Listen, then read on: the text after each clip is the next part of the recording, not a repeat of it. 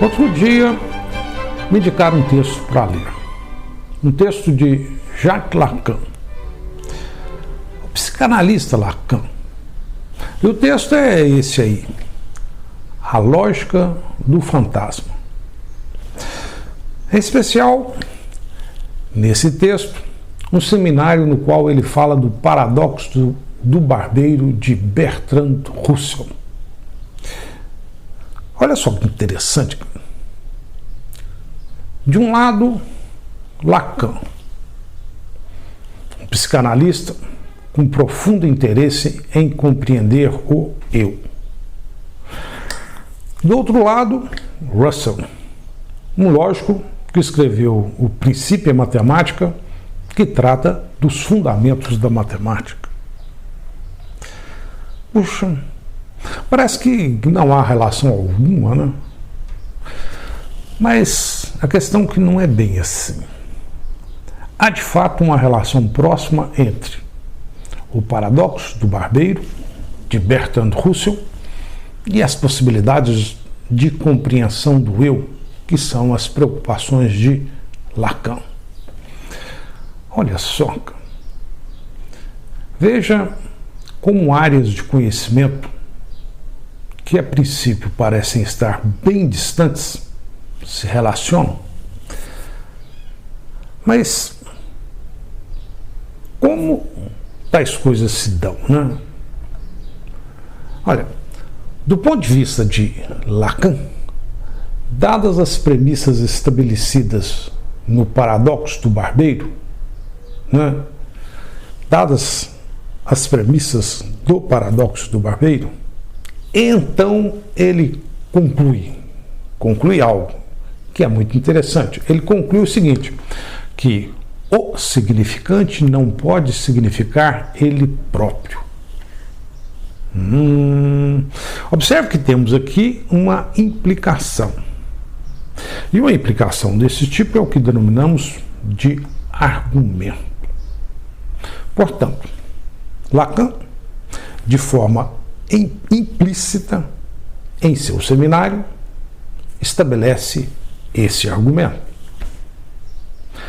E por esse argumento, conforme as intuições de Lacan, dada a premissa, ele conclui que o significante não pode significar ele próprio. Ou seja, tal premissa sustenta, corrobora, implica essa conclusão. Em outras palavras, os princípios estabelecidos no paradoxo do barbeiro têm uma relação direta com as possibilidades de conhecimento do eu. Bom, mas o problema todo aqui é que, puxa, olhando os escritos de Lacan e esse argumento, puxa, parece que a coisa não está bem clara. Principalmente olhando lá os escritos de Lacan, né? As coisas evidentemente não são colocadas nesses termos, né? Lá no seminário de Lacan ele estabelece tal argumento de forma implícita. E o problema é, então, clarear, justificar tal argumento. E é sobre isso que vamos falar a seguir nessa série de vídeos. Vamos apresentar a seguir uma breve análise desse argumento e de alguns outros. Uma breve análise do ponto de vista do raciocínio crítico.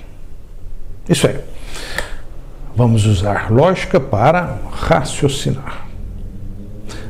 Nesse sentido, vamos mostrar que a intuição de Lacan estabelece um argumento forte. Puxa, veja que coisa interessante. O argumento de Lacan, esse argumento, ele é forte. Mas a questão é a seguinte, afinal, o que é isso, né? O que significa um argumento ser forte? Bom, é claro, antes de continuar, a gente precisa falar sobre isso. Ou seja, vamos começar falando sobre alguns conceitos fundamentais de raciocínio crítico. Por exemplo, o que significa um argumento ser forte? Bom, a gente diz o seguinte: um argumento é forte se é raro que as suas premissas sejam verdadeiras e a sua conclusão falsa. Olha só. Então, no caso do argumento apresentado por Lacan, esse argumento, concluir que ele é forte significa dizer o seguinte: seria muito difícil ocorrer a veracidade do paradoxo do barbeiro e a falsidade da conclusão. Seria muito raro ter paradoxo verdadeiro e o significante poder significar ele próprio. Legal, né? Outra coisa, olha só, presta atenção. Se olhamos para esta premissa e esta conclusão, percebemos como se tratam de assuntos bem diferentes. Olha só, paradoxo do barbeiro, significante significar a si mesmo, coisas desse tipo, né? Puxa, na premissa temos um conceito derivado da lógica dos conjuntos, que fundamenta a matemática. Isso mesmo, o paradoxo do barbeiro foi elaborado por Bertrand Russell, tendo em vista a crítica que fazia à teoria dos conjuntos de Frege. E na sua obra O Princípio e a Matemática, Russell desenvolve uma fundamentação matemática baseada na teoria dos conjuntos, tendo em vista, por exemplo, evitar o paradoxo do barbeiro. Por outro lado, na conclusão, temos um conceito típico da psicanálise. Sem dúvida, a princípio, né, tais conceitos parecem bem díspares, né, bem diferentes. Por isso, teremos que colocá-los em um certo denominador comum. Isso será feito raciocinando criticamente. E nesse caso, prestando atenção no jogo das representações. Olha só. Mas afinal, o que significa isso, né? Essas coisas, né? Dê uma olhada, preste atenção. O nosso objetivo aqui é a busca de certo conhecimento. E para a realização dessa busca, em geral, é necessário a representação das ideias semânticas em uma sintaxe. Em outras palavras, por exemplo, para compreender o eu, que é uma ideia semântica, está lá numa nuvem semântica, uma coisa lá, o eu, procuramos representar sua estrutura em uma sintaxe. Que frequentemente essa sintaxe é expressa por palavras de uma linguagem natural. Olha só, por exemplo, a psicanálise de Freud, ela se encaixa bem nessa visão. A estrutura do eu é descrita sintaticamente nos livros de Freud. Portanto, olha só, temos de um lado a coisa em si, ou melhor, a ideia semântica da coisa em si, e de outro, a sua representação sintática. Olha só. Outro exemplo. Olha só. Quando Lacan afirma o significante não pode significar ele próprio.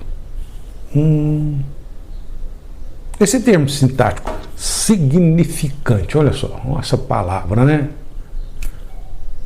Puxa, é claro que nesse contexto aqui, esse significante é algo que representa o eu. O significante é o eu.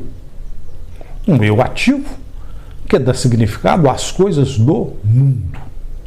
Um eu que é o sujeito do verbo significar. E de novo, puxa, o verbo significar é a representação sintática da ação do eu ativo. Então, olha só, lá em cima temos o eu e aqui embaixo representações sintáticas a respeito desse eu. E olha só, observe que não devemos confundir o termo sintático, por exemplo, significante, com o eu semântico. Presta atenção, são coisas bem distintas.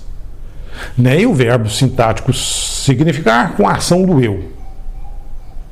Um eu que procura por significado das coisas à sua volta. É assim mesmo, né? Temos, nesse sentido aqui, dois mundos. O mundo semântico e o mundo sintático. Interessante, né? Conclusão dessa história.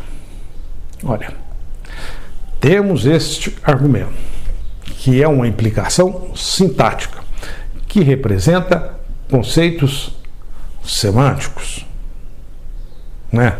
Temos aqui uma sintaxe que representa conceitos semânticos.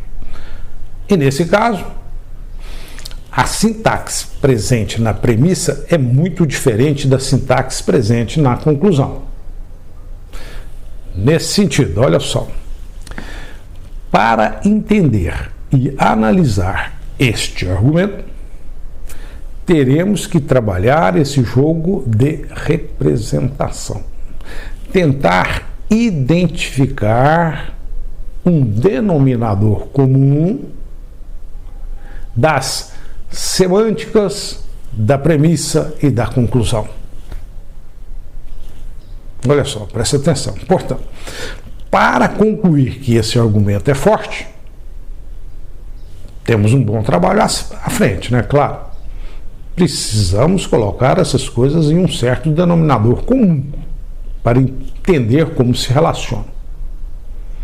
E para isso, como é que vamos fazer isso, né? Puxa, assista os vídeos dessa série. O eu e a razão. Vá em frente, continue assistindo os vídeos.